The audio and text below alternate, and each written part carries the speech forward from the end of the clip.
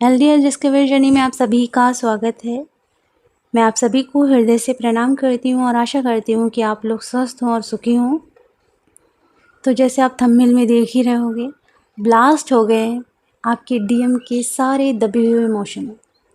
हाँ जी, कल 6/6 पोर्टल था और क्या हुआ कि मुझे बहुत सारी पढ़ाई करनी थी, तो नाइट में मैंने बहुत पढ़ाई की और लगभग 10:30 बज रहे थे। मैं बाहर निकली, सब बाहर बैठे थे और बहुत दूर से एक वॉइस आ रही थी, लाउड वॉइस आ रही थी। एक मस्कुलाइन था जो बहुत चिल्ला रहा था, बहुत ज़्यादा, एक फेमिनाइन पर बहुत ज़्यादा चिल्ला रहा था, गालियाँ दे रहा था। जो उसके इमोशंस हैं ना इतने ज़्यादा थे, उसकी लाउड वॉइस, सोचिए उसका घर कितना दूर है, लेकिन यहाँ मुझे ऐसे सुनाई दे रहा था कि मेरे कानों में स्पीकर लगा है, उसी की आवाज़ सुनाई दे रही है। इतनी तेज़ी से, मतलब पूरा माहौल, पूरे लोग सुन रहे थे उसकी वॉइस को, इतना लाउड था। मतलब जो आपकी डीएम हैं, उनके दबे हुए इमोशंस, उनके एंगर, उनका जो भी फ्रस्ट्रेशन है, बिल्कुल ब्लास्ट हो गया है। और ये कल ही हुआ है और कल से आप ये एनर्जी पिक भी कर रहे होगे। आप सडनली जो डीएफ हैं, जो बैलेंस डीएफ हैं, वो बहुत ज़्यादा गुस्सा कर रही होंगी, छोटी छोटी बातों में रिएक्ट कर रही होंगी। उनकी बातें जो बहुत ही मीठी हुआ करती थी, अचानक से हार्श हो गई है और वो बहुत लाउड हो गई हैं। तो ये सारी जो चीज़ें हैं, ये आपकी डीएम एनर्जी की एनर्जीज़ आप रिसीव कर रहे हो। इनर डीएम आपका इम्बैलेंस है, उसको बैलेंस करना होगा। जो आपके डीएम हैं वो बहुत ज़्यादा परेशान हैं, उनके इमोशंस इतने ज़्यादा कल हाई हुए हैं, वो रो रहे हैं, चिल्ला रहे हैं, चीख रहे हैं। मान लो उनके पास लिमिट में काम है, जैसे कि उनको दिन में 4 से 5 काम करने हैं, बट उनके अंदर चल रहा है उनको 50 काम करने हैं, 50 जिम्मेदारियां हैं। तो उनके अंदर क्या है, जैसे दिल्ली में एक शब्द होता है ना, भसड़ मचना, तो अंदर उनकी बिल्कुल भसड़ मची हुई है। ये करना है, वो करना है, मेरे लिए खुद के लिए टाइम नहीं है, मैं क्या करूं क्या ना करूं।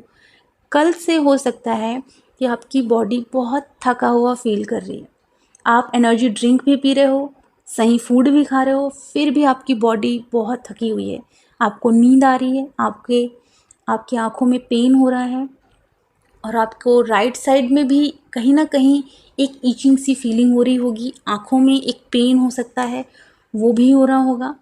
एंड जो पेन है ना, आपके राइट हैंड में बहुत ज़्यादा पेन, एंड जो राइट लेग है वहाँ भी पेन हो सकता है। तो आपको ये ज़्यादा से ज़्यादा पेन फील हो रहा है क्योंकि ये आपकी इनर डीएम की एनर्जी है।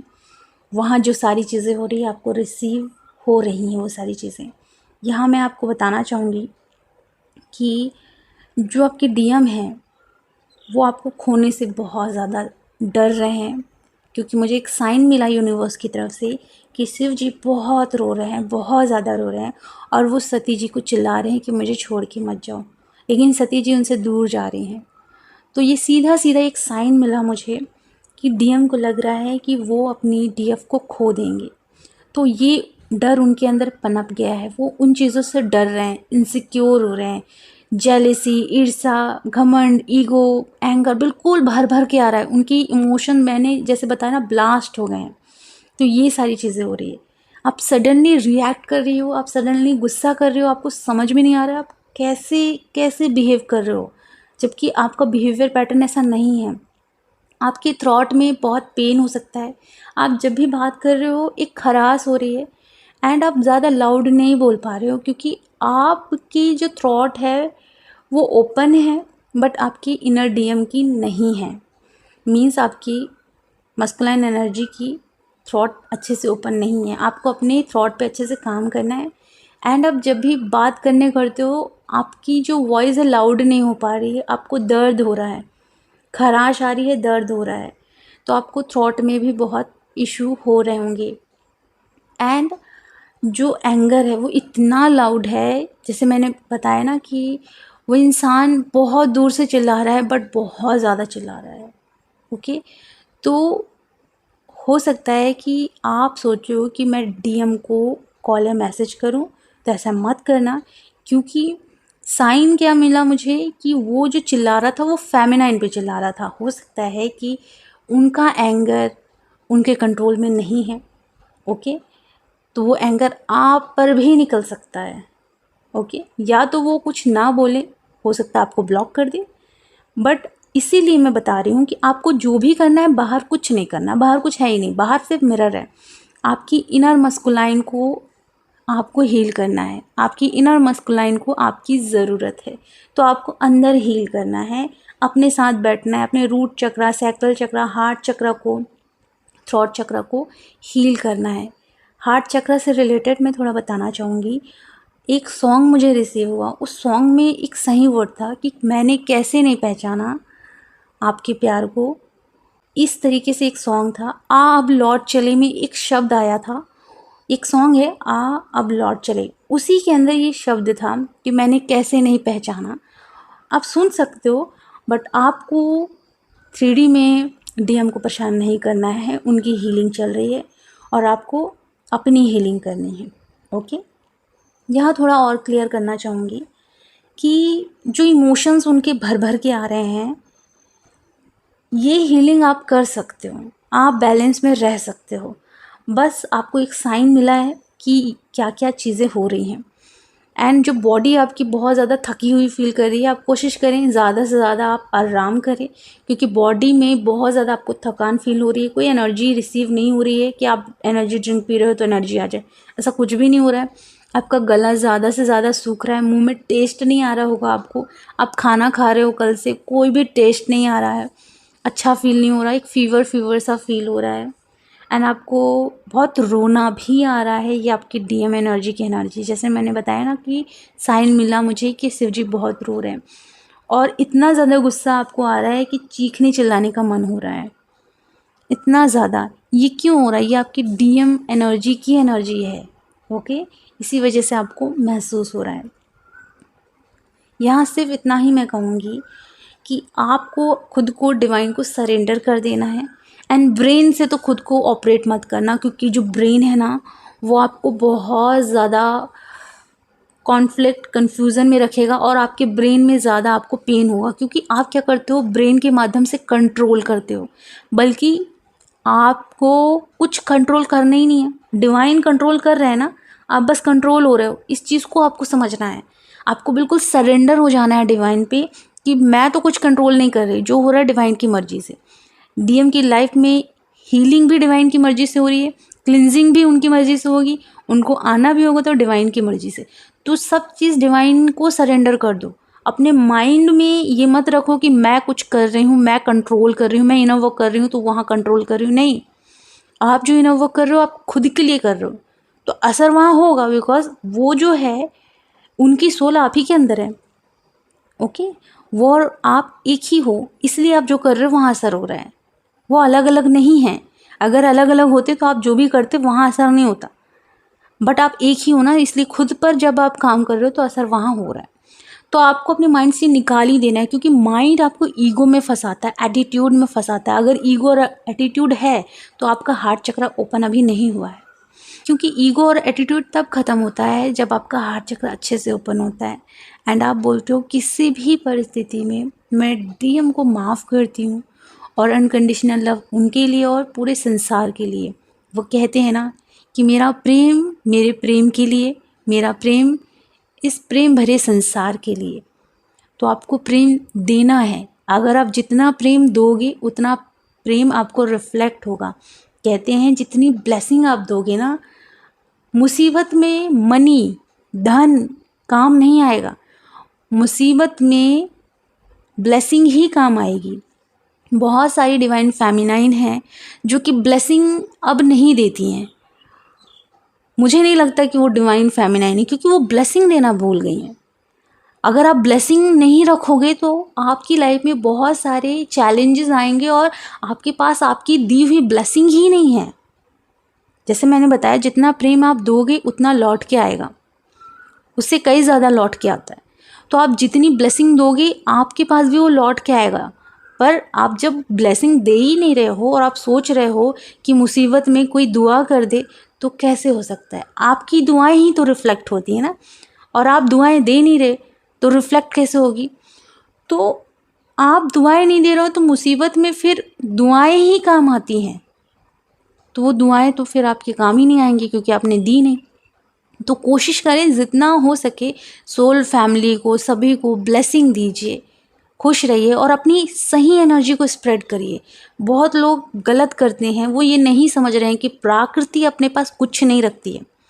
अगर आप किसी हाई वाइब्रेशन सोल को कुछ भी अपना पेनफुल बता रहे हो तो याद रखना प्रकृति आपकी एनर्जी वहाँ दे रही है, पर उसकी लो वाइब्रेशन एनर्जी उस हाई वाइब्रेशन पर्सन के पास आ रही है।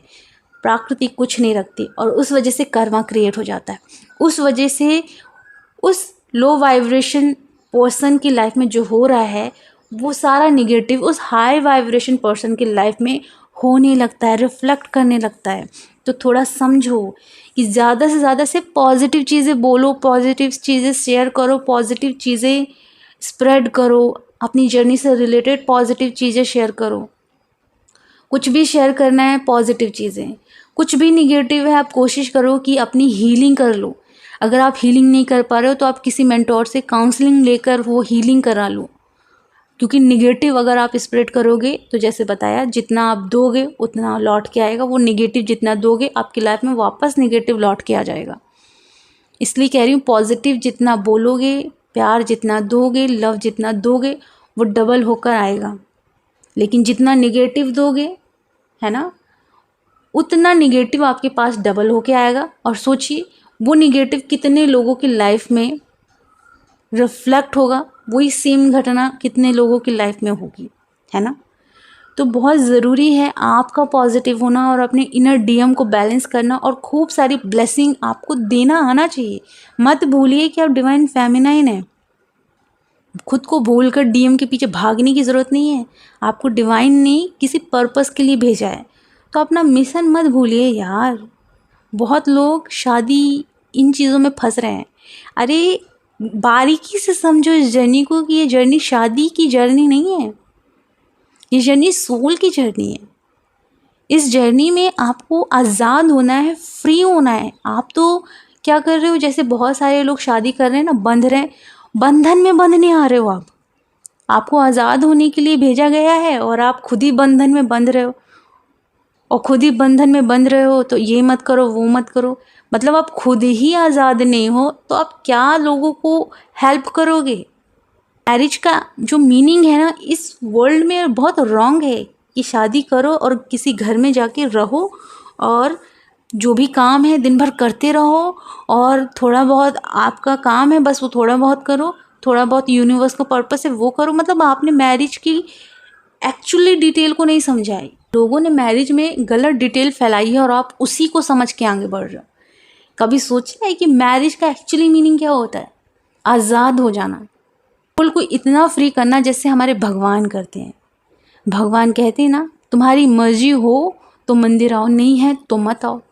उन्होंने इतनी आज़ादी दे दी है, इतना प्यार दे दिया है कि तुम्हारी मर्जी है तो आना, नहीं है तो मत आना। संदेशा मेरा पहुँचेगा, मन है तो आना नहीं तो नहीं आना। ये होता है प्रेम, ये होती है आज़ादी। और आप खुद बंधन में बंधने जा रहे हो, खुद फैमिली ये कह रही, फैमिली वो कह रही है। कभी सोचा है कि आप अपनी फैमिली के अगेंस्ट खड़े नहीं हो पाते? आप यूनिवर्स का पर्पस क्या पूरा करोगे? फैमिली क्या बोल रही है, उनकी बात आपको सही नहीं लग रही है, आप उनके मुंह पे नहीं बोल पाते। मुझे समझ में नहीं आता आप यूनिवर्स का पर्पस कैसे पूरा करोगे।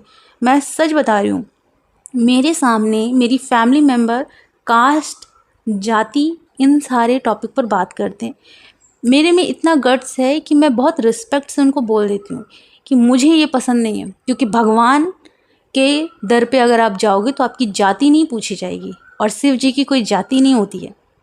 ओके, तो जब मेरी शिव जी की कोई जाति नहीं है तो यहाँ कोई जातिवाद नहीं है। ये लोगों के खुद के फैलाए हुए भ्रम है। अगर आप मरोगे भी ना तो ये सारे जितने भी जाति और समाज वाले हैं ये आपकी वहाँ जाके हेल्प नहीं करेंगे। आपके कर्म ही आपकी हेल्प करेंगे। आपके अंदर जो विरोधी क्षमता है, क्या विरोध करना जानते हो? फॉर एग्ज़ाम्पल भगवद गीता आपको क्या सिखाता है कि जो सही लोग हैं, जिनके पास ज्ञान है, जो सही और अच्छे लोग हैं, वही मौन रहते हैं और उन्हीं की वजह से कलयुग आया है। आप लोग जब सही रास्ते में आगे बढ़ रहे हो, पॉजिटिव बन रहे हो, तो मौन क्यों हो जाते हो? फैमिली प्रेशराइज कर रही है, ये प्रेशराइज कर रही है, क्यों प्रेशराइज कर रही है? आप हो रहे हो तो कर रही है। शादी करना है, ये वो, शादी क्यों ज़रूरी है? कभी सोचा? शादी करके क्या ही उखाड़ लोगे? मैं ये नहीं कहती मत करो, शौक है तो करो, बट क्या मिल जाएगा करके? ये मैं नहीं कह रही कि मत करो। हाँ, भगवान चाहेंगे तो हो जाएगा, ओके, भगवान चाहेंगे तो हो जाएगा, बट उस शादी की एक्चुअली मीनिंग को भी समझो कि वहाँ आज़ादी होनी चाहिए और ग्रोथ होनी चाहिए, ऐसे आगे बढ़ना है।